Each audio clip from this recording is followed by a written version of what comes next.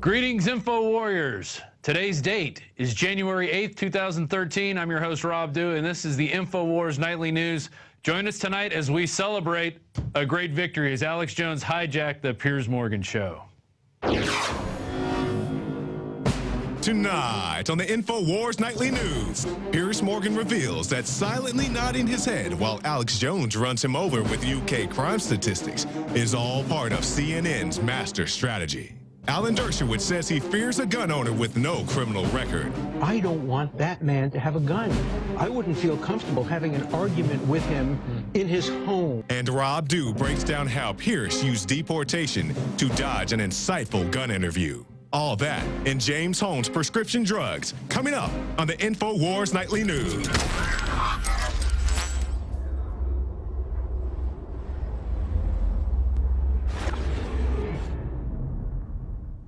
So last night was utterly amazing. I was in New York for less than 24 hours, flew in with Alex. First we had the confrontation with the TSA, sent those pictures to Watson. We're going to have video of that tomorrow. Of course, fly on the plane, we land, all of a sudden we're on Drudge. I mean, that's the amazing power of the new media and the news, and that is why the dinosaur media are quaking in their boots together. And boy, they really got a taste of their own evil medicine last night as Alex Jones laid it all out, laid the whole plan out for everybody who wanted to listen, who actually cares about this country to hear, and it's the biggest news story in America. I mean, I don't even know who won the BCS Championship Bowl, not that I really cared, but let's get on with the show. First article here, and you can find this on Infowars. Alex Jones battles Piers Morgan over gun rights, and there it is, twit versus wit. And we're going to go to this first clip here.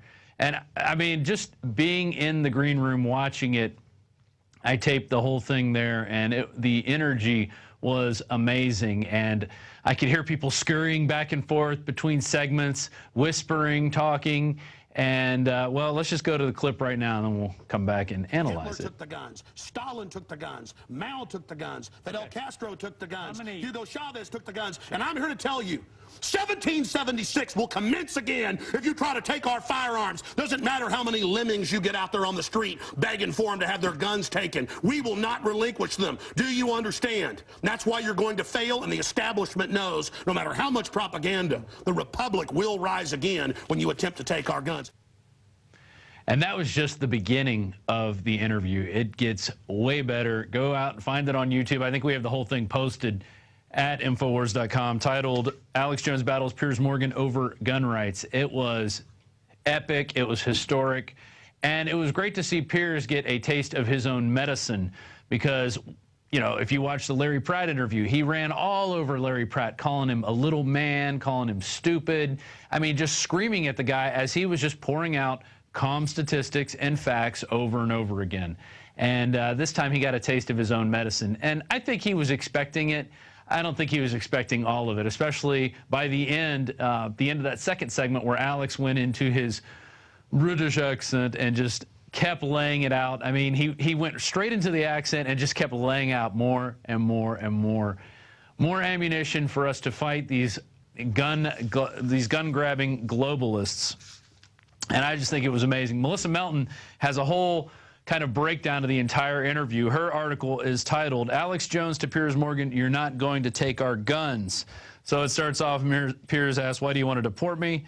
And Alex goes into, we did it to point out the Second Amendment. And that's kind of how we do things at Infowars. We take stuff that's out in the mainstream media, and we identify with it, and we grab it, and then we add what is really going on, the true, you know, we do put a spin to it, but it's a spin of this is what's really going on, America. This is what's happening, and this is not what the mainstream media is talking about. They don't talk about globalism, or if they do, they talk about how it's great and how it's going to bring more jobs, which it never does. It just takes jobs away, and it lets giant banks come in and run our country. It goes on. How DHS, Alex brought up how the DHS has bought another 200,000 bullets on top of the 1-point-something billion that they already have, in addition to their armored SWAT trucks, their bulletproof guard shacks, and their 24 Predator drones. And DHS is just one entity that is being armed. He talked about the FBI crime statistics, how they've gone down over the last 5 years, and we're going to go over more of that later. And here's another piece he brought up. The Food and Drug Administration has admitted that prescription medications kill over 100,000 people every year. And how even hospital infections kill people, more people than guns. And more lives are taken by suicide when it comes to guns. And most of the gun violence is, in fact, gang violence, which is being propagated by this fake war on drugs. I would say probably 90% of those gang wars are over drug turf. And I'm just going to go ahead and say that. I don't even have a statistic to back it up. But that's what it's about. It's about drug turf, and that's most of the gun violence is gangs shooting each other, which is sad because these are young men all over America that could be doing something better with their lives than shooting each other. But that's the way they chose to live. Moving on, he goes into democide, the 290 million people that were killed by governments in the last century. And then he goes, I'm here to tell you 1776 will come in if you try to take our firearms. And I like this towards the end. While Alex has garnered criticism for his demeanor on Piers' show last night, America is facing a dark hour. If someone's house is on fire, the time for calm discussion is long past. It's time to bang on the door, yell and scream, raise the house, and get people to listen to help save lives. And a few years ago, this is before, this is the first house I bought back in, I don't know, 99. I'm definitely pro-home ownership. Anyway, our neighbor's house caught on fire. And me and my other neighbor saw it happening. Well, he ran over. He didn't knock on the door politely and say, hey, your house is on fire. Luckily, no one was in the house at the time. But it was started up in the attic. It was a heater unit that went off. He kicked in that front door, and we went in there yelling, looking for people. And we got out. We weren't harmed at all. But you don't knock on the door, ring the doorbell, look in the window, see if anyone's there. No, you kick in the door and you warn people. And that's what Alex was doing. He was kicking in the door to the people out there who are asleep watching CNN, clicking their channel, tired, in a zone. And Alex was a bolt of lightning that if anybody was watching, anybody even with half of their head screwed on straight, woke up and started paying attention. They may not have liked everything he said. They may not have liked his demeanor, but you know what? It's got people talking, and people are talking about this today. And he got all the information out there. Well, not all the information that he wanted to get, but he got a lot of information out. We were going over different points that he wanted to cover, and I think if he would have got that third segment in, he would have got to everything, especially going after Dershowitz. We're going to cover that in a little bit. Moving on. This is Piers Morgan night. Alex Jones' best night of television ever. And that's from John Rappaport, and that's also on Infowars.com. He crashed the television party in a way it's never happened before. This was one man attacking the whole rotting corpse of major media, attacking the fascist of the federal government, attacking the psychiatric pharmaceutical cartel for dispensing drugs that cause people to kill other people, attacking the host of the show for daring to come to these shores with his putrid put-on Brit arrogance, attacking the brain-dead premise that fewer gun murders equal a far better nation. Case in point, England, that has a violent crime rate that's going off the charts. Swearing an oath to that the U.S. government will not disarm its citizenry. And Alex made all this happen in just the first 7 minutes of the interview. That was the first segment. It broke through the fake civility, the moronic, pundit-driven, stacked to the ceiling with utter BS news programs like a car driving through a showroom window at 80 miles an hour. Better words could not have been written. Great job, John Rappaport. And you can check out that article at Infowars.com. Moving on, Steve Watson.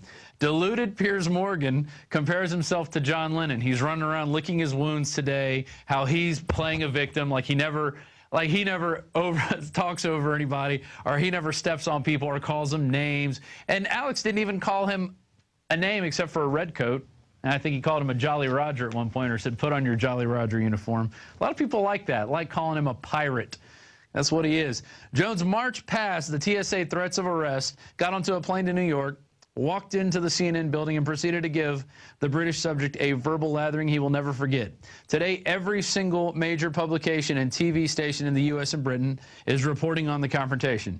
Of course, CNN is not used to this level of attention. The viewers Jones' appearance has brought the channel will provide a temporary spike and an otherwise flatlining ratings picture. If Piers Morgan expected a civilized debate with Jones, perhaps he should have treated his previous guests, such as Gun Owners of America director Larry Pratt, with a a modicum of respect rather than flat out calling him an unbelievably stupid man and an idiot for expressing his opinion that he did not adhere to. And this is back in December 19th when this happened. Go back and watch that interview. Look how Piers Morgan treated a man who was being very dignified and very civil and just laying out the facts. The interview will speak for itself. I mean, he yells at him completely. It's ridiculous. And this one, this really gets to me. Piers Morgan, friend of drone assassin Obama, calls Alex Jones scary. And this was after he got him off the show. They kicked him off after that. They promised him a third segment. And let me tell you, they begged to have him come to New York. They really wanted him there because they thought they were going to walk him into a trap and parade victims and victims' families in front of him. And, you know, it's sad that those people had to have their lives lost. But you know what's sad? Even sadder, that the government goes around and makes these gun-free zones where people can't arm themselves and protect themselves from crazy people. Because, like it or not, there's crazy people out there. And the solution that the pharmaceutical drug industrial complex has come up with is drug people, drug people, drug people, and not really treat the person. So what happens? People flip out.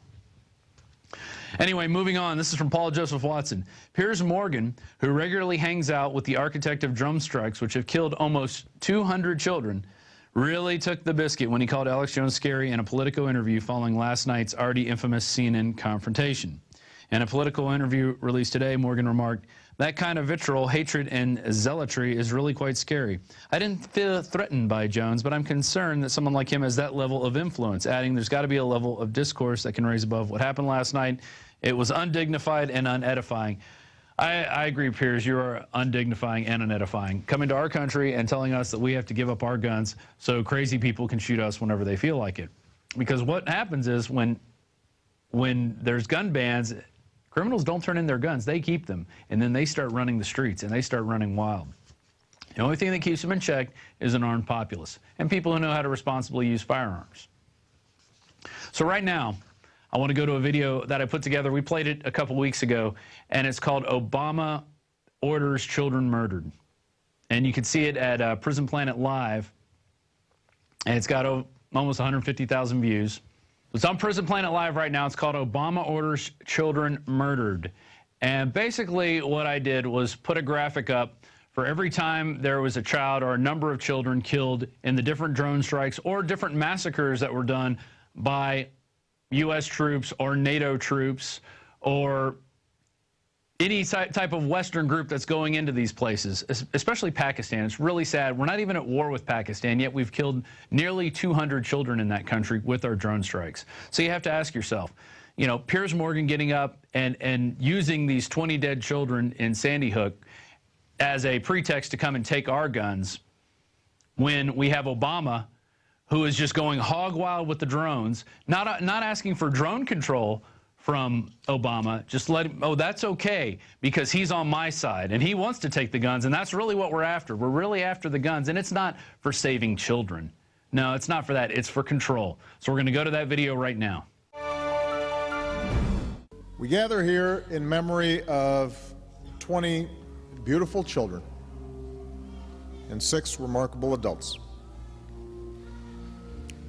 They lost their lives in a school that could have been any school, in a quiet town full of good and decent people that could be any town in America. Here in Newtown, I come to offer the love and prayers of a nation. I can only hope it helps for you to know that you're not alone in your grief. That our world too has been torn apart. That all across this land of ours, we have wept with you. We've pulled our children tight. And you must know that whatever measure of comfort we can provide, we will provide. As a community, you've inspired us, Newtown. In the face of indescribable violence, in the face of unconscionable evil, You've looked out for each other. And you've cared for one another. And you've loved one another.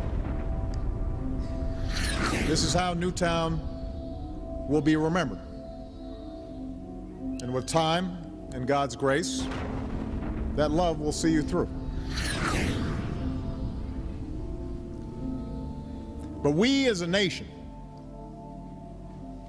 we are left with some hard questions. And we learned that our most important job is to give them what they need to become self-reliant and capable and resilient, ready to face the world without fear. And we know we can't do this by ourselves.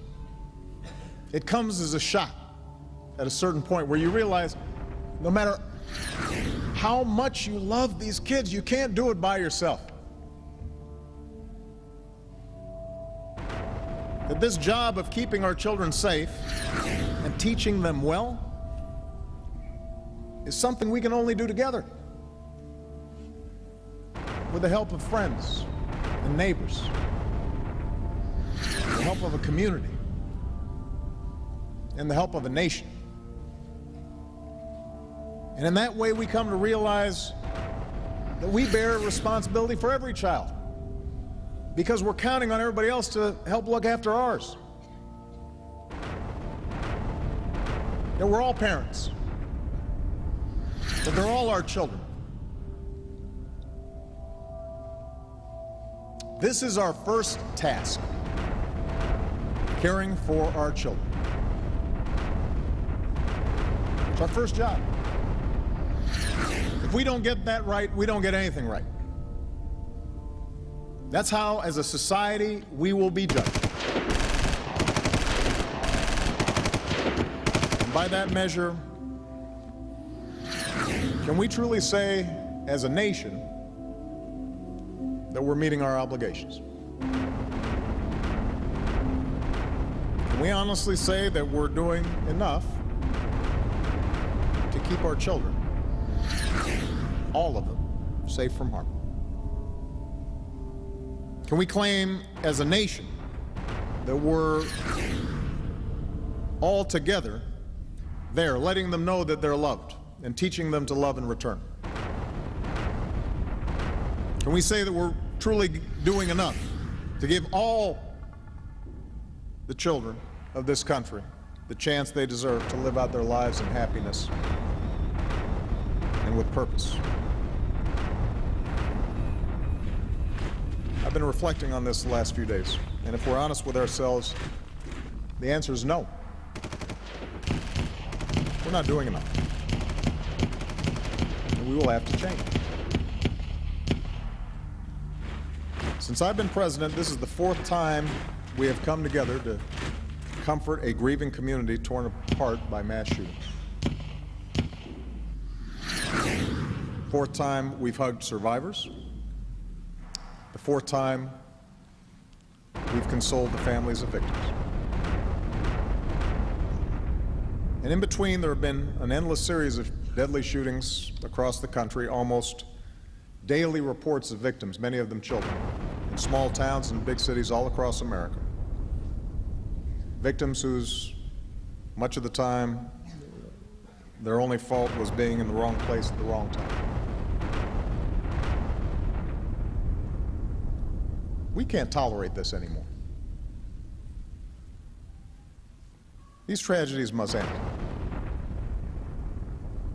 And to end them, we must change. If there's even one step we can take to save another child,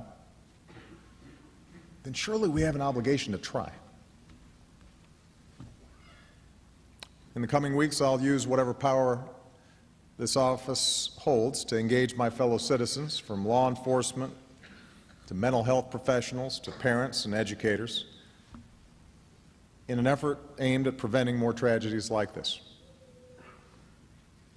Because what choice do we have? We can't accept events like this as routine. Are we really prepared to say that we're powerless in the face of such carnage, that the politics are too hard? Are we prepared to say that such violence visited on our children year after year after year is somehow the price of our freedom?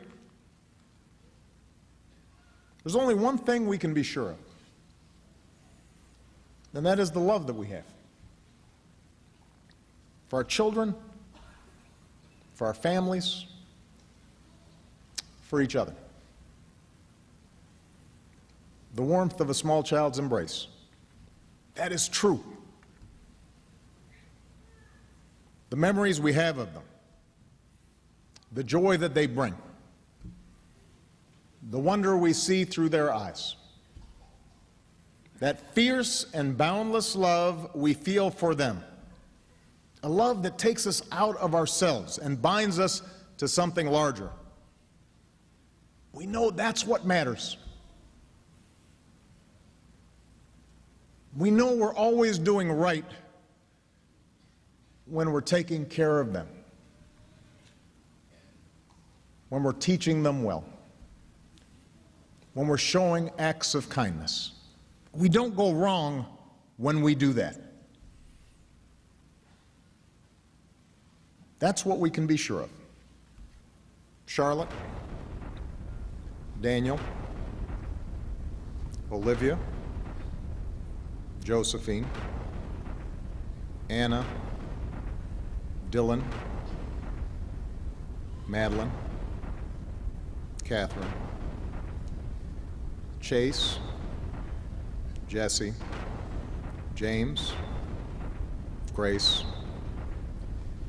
Emily, Jack, Noah, Caroline, Jessica,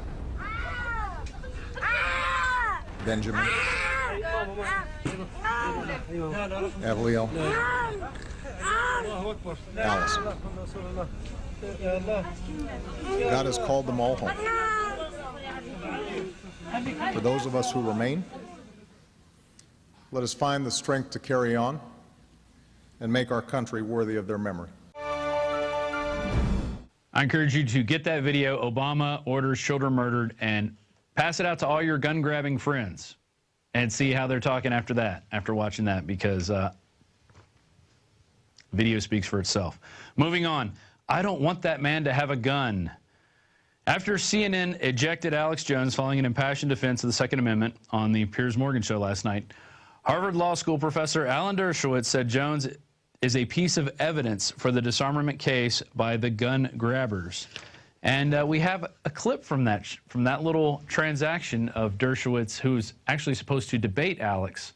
And I'll have a little story when we come back from that clip. Weapons, and if he got really mad at something I said, or if I disputed his contentions, or I told him he was lying about the FBI statistics, and that he was lying about the claim more guns equal less crime, I would be worried he would grab for his semi-automatic and try to resolve it. What really?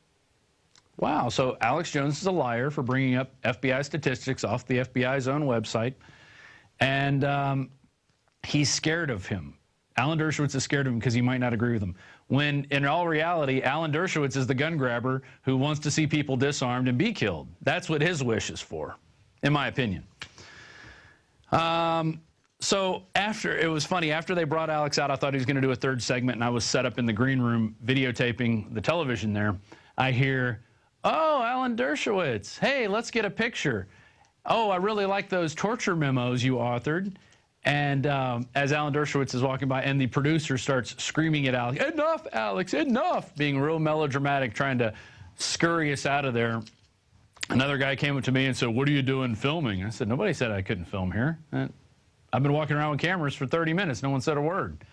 And so it was funny. We weren't the darlings anymore. They weren't treating us all nice with their fake, snobbery and their fake, what's the term for it? Just like, oh, hi, how's it going? The second we didn't play by their rules and Alex started talking real and putting it out there, oh, it was like, get out of here. Don't attack our sponsors. Don't do any of that. Get out of here. And what they did was they escorted us downstairs. And before we went in earlier that night, We were walking around. Alex wanted to walk around the cold air a little bit to wake up. And we were approached by several people throughout the night, one of which came up to us twice. And actually, there's a couple that did that.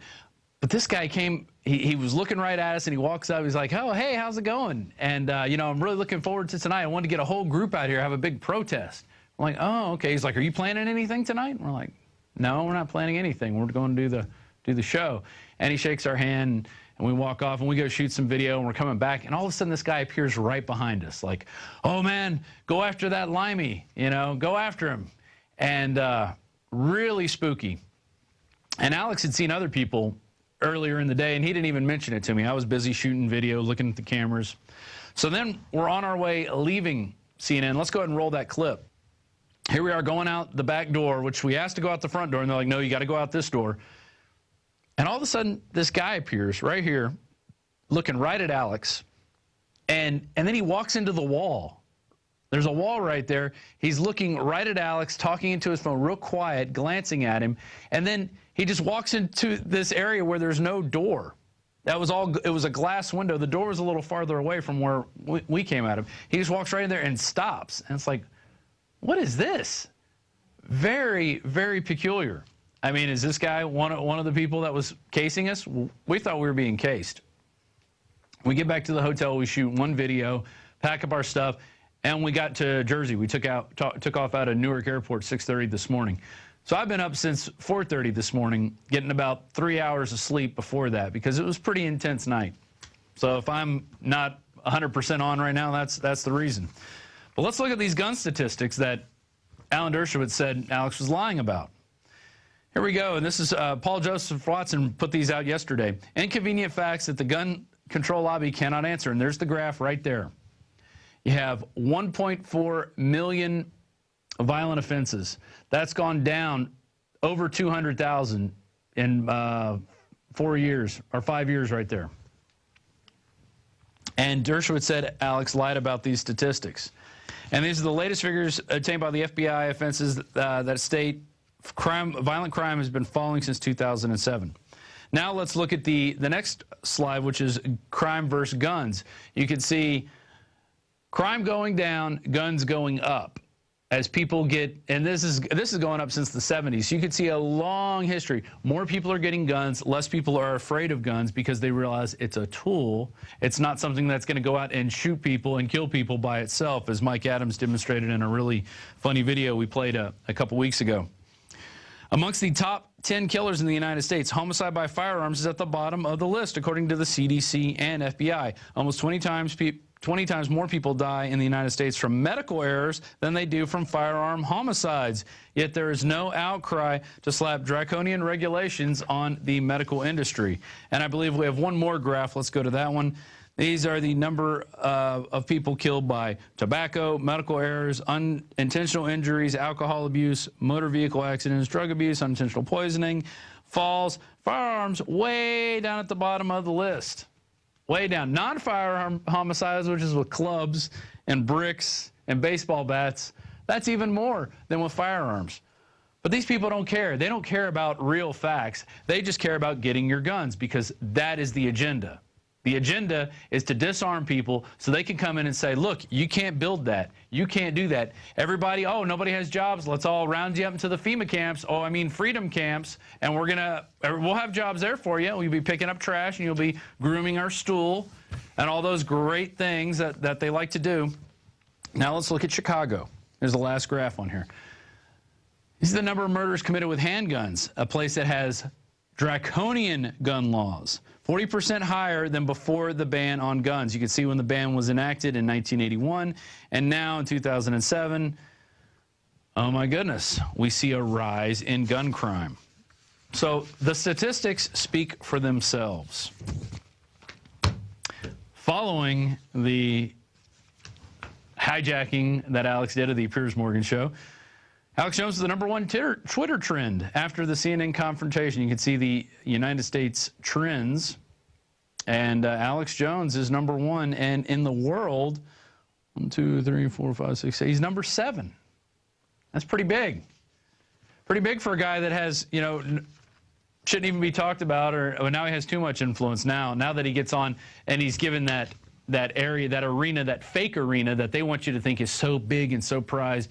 Let me tell you, the green room in the CNN offices did not look very nice, as Alex pointed out. The carpet was faded, the bathroom was dirty. They had a couple machines over there to make coffee that didn't even work. I mean, it's going down. It's going down. They had this weird picture of Fareed Zakaria, kind of looking almost messianic, just like, oh man, very creepy. I'll throw that picture together.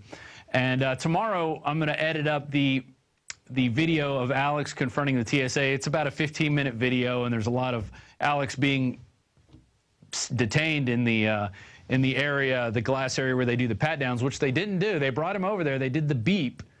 They made it beep after he walked through, so then they brought him over to that area, and they sat there with him for a while, but they didn't search him. They didn't do the full-body pat-down. They didn't do any pat-down to him. They just kept him there for a while, threatened him a little bit, and then let him go on his way. Moving on. Court filing. Cops seize prescription meds belonging to Batman shooter. Oh, it's what we've been saying all along. These shooters are on meds just about every time. Every time there's a mass shooting, meds. Wow, amazing. While the establishment media continues to blame the Sandy Hook massacre on the Second Amendment, the clear connection between psychotropic drugs and mass shootings continues to be buried. Newly obtained court filings in the murder case against James Holmes show that police seized 4 bottles of prescription drugs from the Batman shooter's home shortly after the Aurora massacre. They also said his eyes were very dilated and he was listless and unresponsive.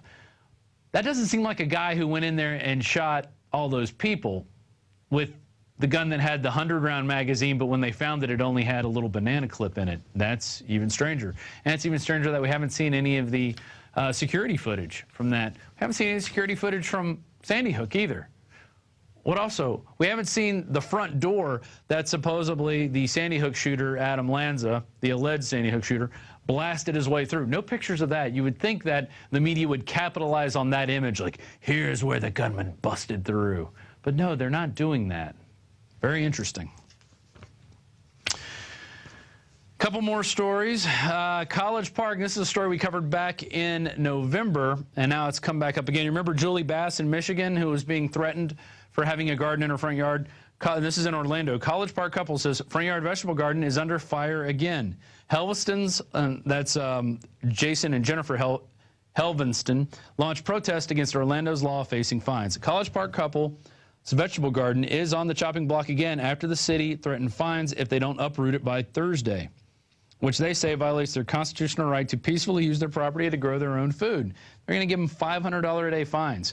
After hundreds of emails supporting the couple flowed in and initially allowing the Helvesons to keep their garden, saying it will hold off the violations, the city has since asked the couple to uproot the garden and replace it with a lawn or face fines. The greatest freedom you can give someone is the freedom to know they will not go hungry, said Jason. They will take our house before they take our patriot garden. People sound like listeners. We're going to find out. I've sent them an email. Hopefully they'll get back with us and get them on. Jason and Jennifer, we want to get you on to talk about this and let people know how they could help, because our listeners are very vocal, as you can see. And finally tonight, Congress less popular than root canal, cockroaches, and lice, poll says. A new poll showing that Congress is less popular than carnies, root canals, colonoscopies, but more popular than the Ebola virus, meth labs, and gonorrhea. These were findings in the public policy polling survey released Thursday that showed that 9% of the respondents held a favorable opinion of Congress, while 85% said they held an unfavorable view. Well, of course. But these people still keep getting elected. It's amazing how they manage to... Nobody likes what they do, yet over and over again. It seems like the system's rigged. Finally, our quote of the night, quote of the day, from Martin Luther King Jr. The past is prophetic in that it asserts loudly that wars are poor chisels for carving out peaceful tomorrows.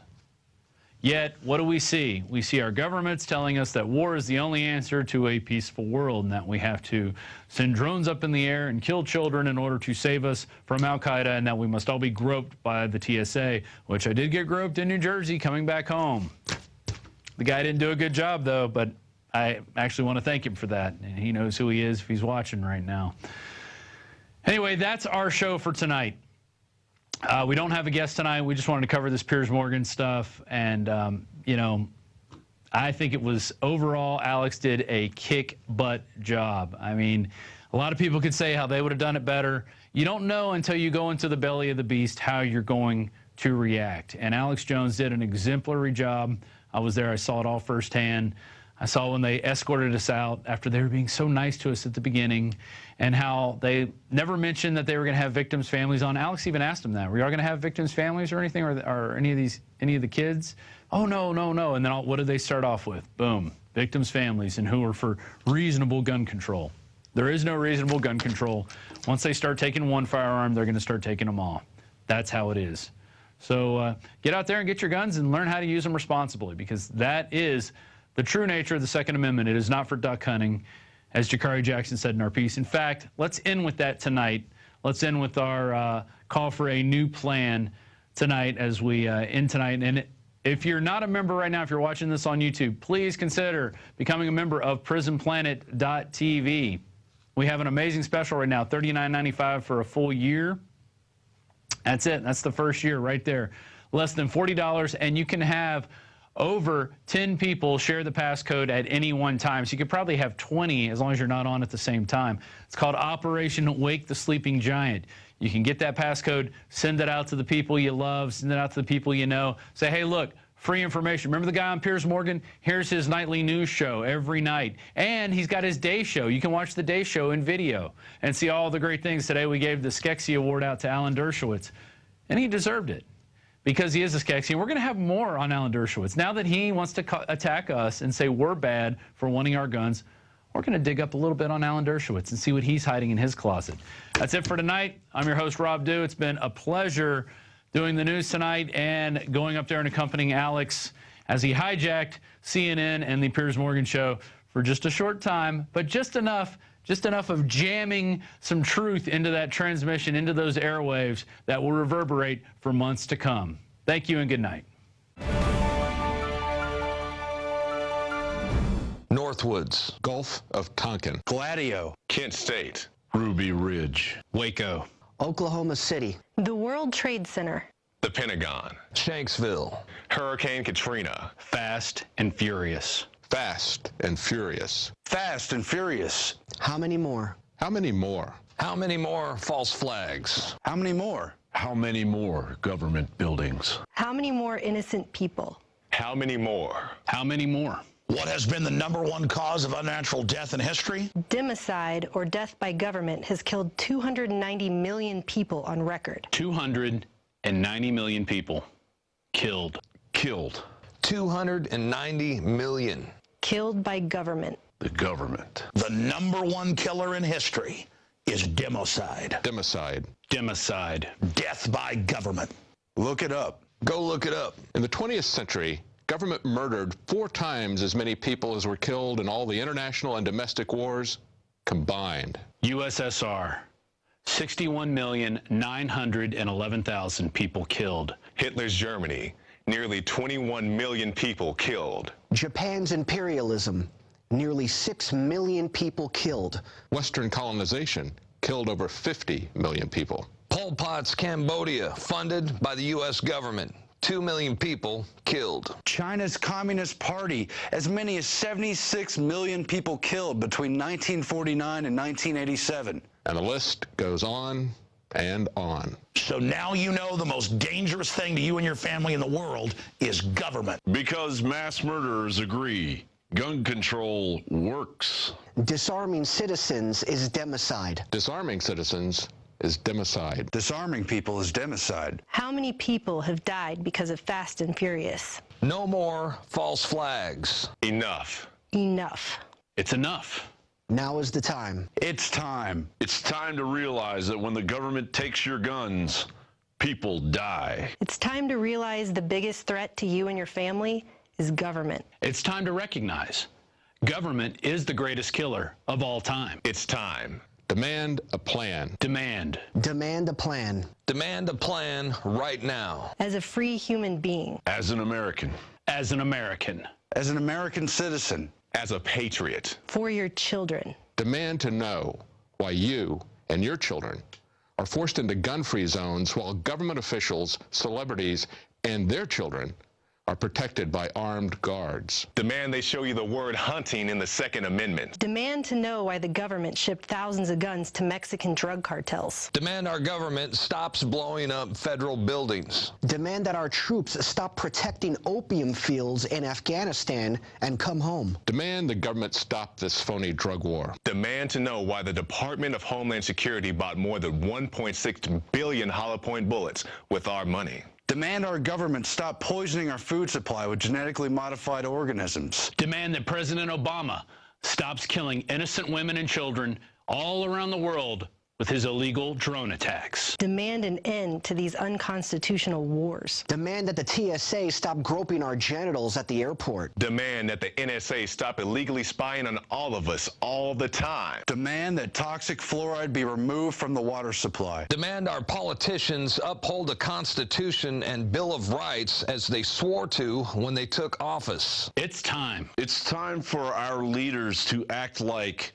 leaders. It's time for our leaders to read the Constitution. It's time for our leaders to obey the Constitution. The Constitution. The Constitution. Because a well-regulated militia with 10-round magazines wouldn't last very long. Demand an end to citizen disarmament. Government-sponsored terror. And democide. Democide. Death by government. Right now. Right now. Right now. We are sick and tired of our tyrannical government taking away our rights. Stop stealing our rights. Our rights. Our rights. How many more people does government have to kill? Enough. Enough. Enough already. Enough. Enough. Enough. Enough. Enough. Enough of the people laying down and letting government kill them en masse after disarming them as they've done throughout history over and over again. Enough. Enough to laying down and letting these criminals use us up like slaves.